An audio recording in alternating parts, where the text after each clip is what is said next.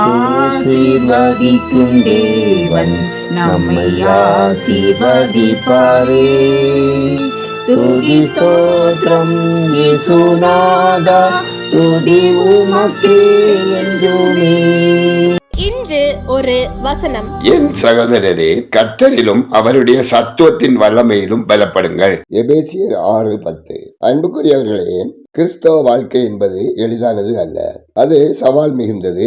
அது கடினமானதொரு பாதையில் செல்லுகின்ற பயணமே.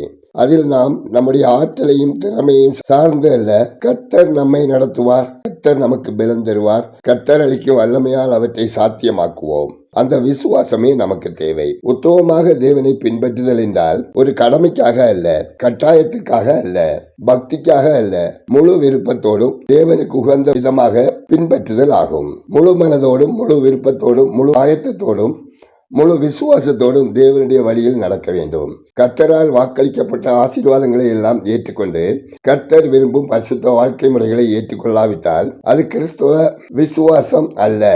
நாம் விசுவாசம் உடையவர்களாக இருப்பதோடு செயல்படும் ஆவிக்குரிய ஆற்றலை உடையவர்களாகவும் இருக்க வேண்டும்.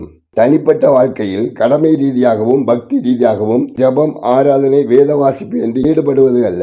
தேவ உறவில் வளரவும் தேவ வார்த்தையில் வளரவும் போதுமான தாகமும் வாஞ்சையும் வேண்டும். நாம் ஜெபிப்போம். சர்வ வல்லமையும் கிருபையும் அன்பு நிறைந்த பரமபிதாவே, ஆசீர்வதிக்கப்பட்டதான இந்த நாளுக்காய், இந்த நாளின் வசனத்துக்காய் நன்றி சொல்கிறோம். அப்பா, மழை வெள்ளத்தினால் பாதிக்கப்பட்டு உங்கள் வாழ்வாதாரத்தை இழந்தவர்களுக்கு உதவி செய்ய, இழந்த நஷ்டங்களிலிருந்து மீண்டு வர இரக்கம் செய்ய கிடைக்கிறோம்.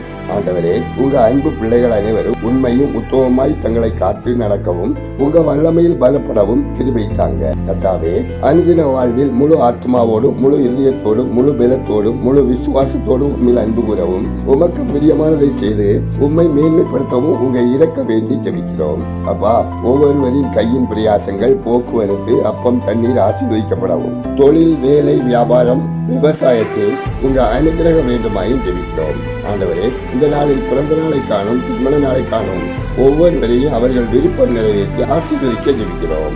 ஆண்டவரே, வியாதியோடு, சரீர பலவீனத்தோடு, கடன் பிரச்சனையோடு வாழும் ஒவ்வொருவரின் வாழ்வில் பிரச்சனைகள் மாறி செய்து ஆசீர்வதிக்கப்பட ஜெபிக்கிறோம். மதுப்பிரியர்கள், போதைக்கு அடிமையானவர்கள், கலப்படக்காரர்கள், கடத்தல்காரர்கள், பாலியல் வன்கொடுமையாளர்கள், வேசிக்கல்லர்கள், திருடர்கள், பொய்யர்கள், ஏமாற்றுக்காரர்கள் மனம் திரும்பவும் பாவக்கட்டுகள், சாபக்கட்டுகள் இருந்து விடுதலை பெறவும் ஜெபிக்கிறோம். மிஷினரிகள் நலன் காக்கப்படவும், ஊழிய எல்லைகள் விரிவாகவும், ஊழிய தேவைகள் சந்திக்கப்படவும், கொடுக்கும், ஜெபிக்கும், உழைக்கும் ஒவ்வொருவரும் ஆசீர்வதிக்கப்படவும் ஜெபிக்கிறோம். எங்கள் தேச இரட்சகரை அறியும் அறிவில் வளரவும், மக்கள் அமைதலான சமாதானமான வாழ்க்கை வாழவும், ஆட்சி பொறுப்பில் இருப்போர் தெய்வீக பாதுகாப்பை பெற்று அனுபவிக்கவும் ஜெபிக்கிறோம். எங்கள் விண்ணப்பத்தை அங்கீகரித்ததற்காக நன்றி சொல்கிறோம். துதி கனமகிமை உமக்கே செலுத்துகிறோம். இயேசுவின் நாமத்தில் ஜெபிக்கிறோம். எங்கள் ஜெபம் கேளும் நல்ல பிதாவே, ஆமென்.